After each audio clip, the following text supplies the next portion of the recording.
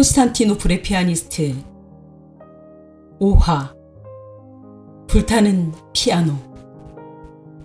선글라스 안 미수의 눈이 가늘어지고 있었다. 와우, 젊은데요? 잘생겼다. 누군가의 한마디에 사람들은 웃음을 터뜨렸다. 웃지 않은 사람은 그 방에서 미수밖에 없었다. 그녀의 심장은 거칠게 뛰기 시작했다. 메조포르테에서 포르테, 그리고 포르테시모로 요동치기 시작했다.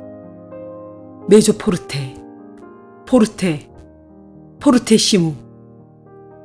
동서양을 막론하고 이시스 1세의 초상화를 본 사람들은 다들 참 잘생겼다고 하네요. 저도 황제들의 초상화는 많이 봤지만 제가 본 황제와 황자들의 초상화 중 단연 제일 멋지고 잘생겼습니다. 동감입니다! 웃음소리가 궁안을 가득 채우고 있었다. 이시스 황제의 초상화를 본 순간부터 주인 잃은 심장처럼 맘대로 거칠게 뛰고 있었다. 여행객들이 웃고 떠드는 사이 미수의 심장은 점점 흥분과 설레이기를 반복하며 통제 불가능으로 변했다. 근데 저 초상화는 진짜입니까? 가짜라는 설도 있어서. 아니, 진짜입니다. 500여 년 전 오스틴 제국의 유명한 황실화가 리날도의 작품이며 이시스 황제로 추정되는 그림들이 몇 점 더 있는데 지금 보시는 초상화의 모습과 거의 흡사합니다. 그는 미간을 좁히며 깊이 생각하는 얼굴 표정을 지었다. 그래서 유추해보니 위대한 이시스 1세는 깎아놓은 완벽한 외모에 일반 남성들보다 머리 하나는 더 클 정도로 키가 컸다는 것을 알 수 있습니다. 황제의 초상화를 뚫어져라 보는 동안 점점 수수께끼 같은 감정으로 빠져들었다. 윤기를 머금은 긴 은회색의 머리, 바다를 닮은 깊고 시원한 눈, 손에 베일 것 같은 깎아지른 오똑한 콧날은 고귀해 보였다. 초상화 속 그와 현실에 있는 미수는 다른 세계에서 서로를 바라보는 것 같은 착각이 들었다. 첫눈, 깊은 유리 바닷속을 들여다보는 것 같은 착각을 일으키게 만드는 저 눈. 꼭 살아있는 것 같잖아. 왜? 저 이시스 황제가 마치 나를 보고 있는 것 같은 착각이 들지? 여러분, 질문 하나 드리죠. 답을 맞춘 팀에게 2인 호텔 뷔페 식사권을 드리겠습니다. 와! 여기저기서 탄성이다. 돌마바우처에 관람을 하려던 단체의 관광객들이 날씨 예보에도 없었던 폭설로 캔슬하는 바람에 지금은 한국 단체 여행객 한 팀만 있어서 다행이었다. 그러지 않았다면 다른 나라 여행객들이 눈살을 찌푸렸을 것이다. 가이드는 주변 상황과 상황에 상관없이 사람의 심리를 잘 이용하는 능수능란한 사람이었다. 그는 아주 현명하게 사람들을 리드하고 있었다. 겉모습과 다르게 이시스 황제는 평생 한 여자만을 사랑한 순정남이었다고 합니다. 그 사랑하는 여자를 위해 가장 아름다운 궁을 짓기도 했다고 알려집니다. 황제가 어떻게 한 여자만을 사랑할 수 있지? 남자가 아이를 낳을 수 있다는 것만큼 불가능한 일이지? 얼마나 대단한 여자였길래 황제의 사랑을 독차지해? 이 시대에도 어려운 황제가 순정남이라니. 듣도 보도 못한 얘기다. 간혹 있긴 하지만 오로지 한 여자만이라 열렬 여자 싫어할 남자 없다고 나 같으면 1000명은 뒀을 거야? 백제 의자왕처럼? 아까 말한 대로 그야말로 투보잡인 거지. 가이드는 사람들이 떠들도록 시간을 주었다. 이시스 황제가 사랑한 여인을 혹시 알고 계신 분? 첩 아니야? 맞아. 정부 아니면 첩, 후궁이었겠지. 본초를 사랑하는 황제는 별로 없어. 아, 이건 잘 알려지지 않은 야사입니다. 그의 첫사랑은 거의 묻혀 있었죠. 아마도 신비주의자였을 가능성이. 가이드는 사람들의 호기심에 은근히 불을 지피고 있었다. 그의 노련함 때문에 스릴을 느끼며 여행객들은 황제 이야기에 몰입하고 있었다. 호기심에 가이드가 던진 질문을 나름대로 유추해 나갔지만 정답은 없었다. 잘 알려지지 않은 야사인가? 미수도 모르는 역사다. 궁금했다. 정말 궁금해 입이 바짝바짝 마르기까지 했다. 아무리 기다려도 답이 안 나올 것 같습니다. 답은 바로 옆방으로 가시죠. 거기에 답이 있습니다. 에이! 숨 넘어가게 만드는 가이드의 장난에 여기저기서 김 빠지는 소리가 들려왔다.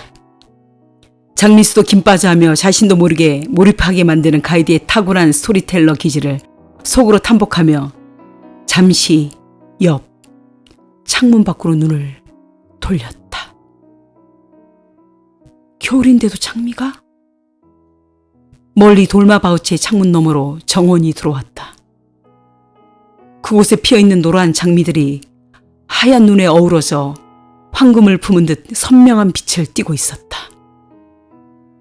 이 겨울에 밤새 내린 눈을 맞으며 어찌 저리 고고하고 우아하게 피어있는지, 얼지는 않았는지 아름답구나. 속으로 감탄을 하며 다시 가이드에게 눈길을 돌렸다. 고개를 돌린 순간 또 한 번 장미수를 충격에 빠뜨리는 일이 눈앞에서 벌어지고 있었다. 강렬한 레드 컬러. 먼저 눈길을 사로잡은 건 붉은색의 그랜드 피아노 그림이었다. 피아노 그림이? 그림을 마주한 이들의 술렁거림이 작은 파문을 일으켰다. 얼마나 선명하게 붓던지. 불길에 휩싸인 피아노를 눈앞에서 보고 있는 착각이 들 정도였다. 자개라니.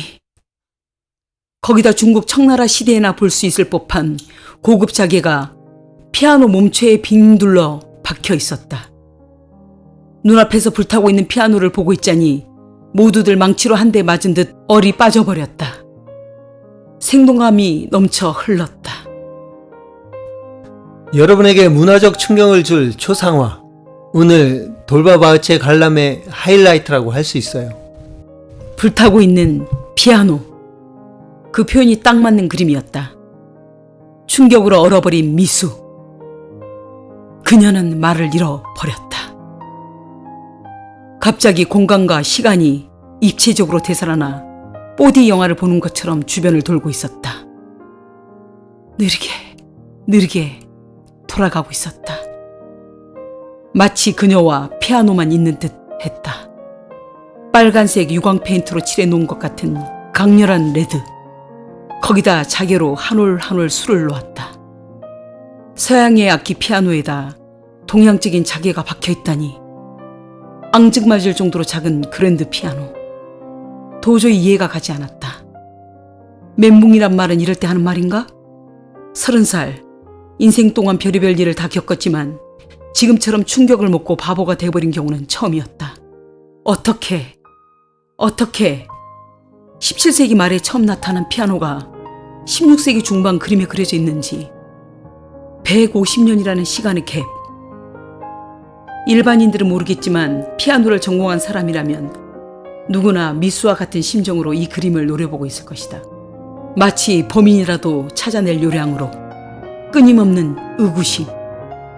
분명 실제적으로 일어난 역사적 사건 앞에서 난해한 살인사건을 풀어야 할 형사처럼 미제 그림 앞에서 당황만 하다가 생각은 점점 미궁으로 빠져들고 있었다. 150년이나 앞선 그림이라니. 말이 돼? 여긴 황실의 여인들을 그린 그림이 있는 곳인데 가장 특이한 점을 찾아보세요. 아주 놀라실 겁니다. 가이드는 한쪽 눈을 찡긋거리며 장난기가 섞인 목소리로 또 궁금증을 유발했다. 가이드의 질문에 사람들은 찾아내려고 그림에 열중하느라 잠시 침묵이 흘렀다. 피아노요! 강렬한 레드색의 피아노가 인상적인데요. 거기다 저거 자개 같은데? 30대 남성의 목소리와 여성의 목소리가 답을 말하고 있었다. 휴. 미수는 자신도 모르게 한숨을 쉬었다. 네, 맞습니다. 피아노는 1698년, 즉 17세기 말 이탈리아 크리스토 포리에 의해 처음 발명되었다고 합니다. 하지만 음악계의 불가사의 중 하나가 이 그림입니다. 이 그림은 분명 오스틴 통일제국이 개국한 시점인 중세 1550년. 그림으로 저 그림의 여인이 초대 황후 스테파니 라 뷰레트라고 알려져 있습니다. 스테파니 라 뷰레트? 얼마 전부터 역사학자들에 의해 실제 고증된 인물로 밝혀지기 시작했습니다. 그동안은 미스테리한 인물이었을 뿐이죠. 알려지기 시작한 계기가 관광객들은 가이드의 설명을 한 편의 드라마를 보듯 집중해서 듣고 있었다. 심지어는 수첩에 기록까지 하는 사람도 눈에 띄었다. 150년을 앞선 그림. 그게 가능해? 말도 안 돼. 전승에 의하면 그녀는 이구도였던 것과 그래서 죽을 고비를 넘기기도 했지만 지금까지도 미스테리한 인물로 황후에 관한 많은 것이 역사 속 베일에 쌓여있는 인물입니다. 오스틴 제국 역사에 관한 해박한 지식을 풀어내고 있는 가이드의 목소리가 점점 멀어지고 있었다. 얼마 전 황제 이시스 1세를 섬긴 것으로 보이는 시종장의 일기가 발견됐습니다. 거기에 통일왕국의 일대 황후로 밝혀진 스테파니 라 뷰레트에 관한 단 몇 줄밖에는 안 되는 짧은 내용이 나옵니다. 가이드는 무척 중요한 말이 남아있다는 듯 침을 삼켰다. 밤하늘의 별은 스테파니 황후의 어두움, 꽃처럼 화사함은 그분의 빛나는 밝음으로 시작하는 궁중 시종장의 일기장은 그녀에 대한 백성들의 평이라고 할 수 있습니다. 아주 귀한 사료라고 할 수 있죠. 그 일기장과 이 그림이 유일하게 남아있는 스테파니 황후에 대한 자료입니다. 더 쓰여있는 내용은 없나요? 너무 재밌고 궁금합니다. 질문에 가이드는 잠시 뜸을 들이더니 마치 시를 읊조리듯 말을 이어나갔다. 흑단의 머리와 백옥 같은 피부는 태양을 삼킬 듯 눈이 부셨다. 황제는 그녀를 너무나 사랑하여 노란 장미를 심었다. 노란 장미를 심었다고? 백성들은 노란 장미향에 취했다. 황후는 사람들을 매혹시킬 만큼 아름다웠고 누구에게도 없는 비범함과 재주를 가지고 있었다. 모든 사람의 영혼을 사로잡아버릴 누구도 거스릴 수 없는. 가이드는 마치 그녀를 실제로 보고 있는 것처럼 취한 듯 말을 이어가고 있었다.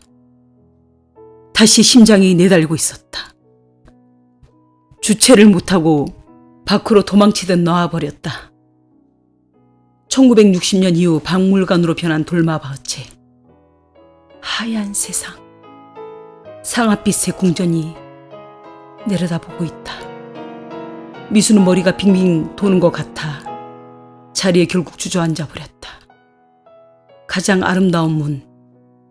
1940년대 각국 정상들이 회담을 하기 위해 배를 타고 의전을 받으며 들어왔다는 황제가 거했던 돌마바흐체 궁과 연결된 바다문은 우아한 아치를 그리고 있었다.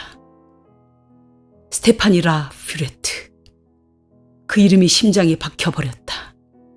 그 이름에 무엇이 있다는 건가? 왜 옛날 황후의 이름이 이렇게 혼란스럽게 만드는지, 자신의 심장이 불길에 휩싼 것 마냥 뜨거운지 이유를 알 수 없어 더 괴로웠다. 그녀의 볼락말락한 옆모습에 너무나 매혹적인 작은 그랜드 피아노가 눈앞에서 어른거리며 놓아주지 않았다.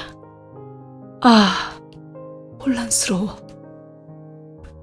머릿속에 불도장이 찍힌 것 같은 너무나 강렬한 첫인상을 어떻게 해야 할지 당황스러웠다. 답답함이 해일처럼 몰려와 도망치듯 빠져나와 버렸다. 돌마바흐체를.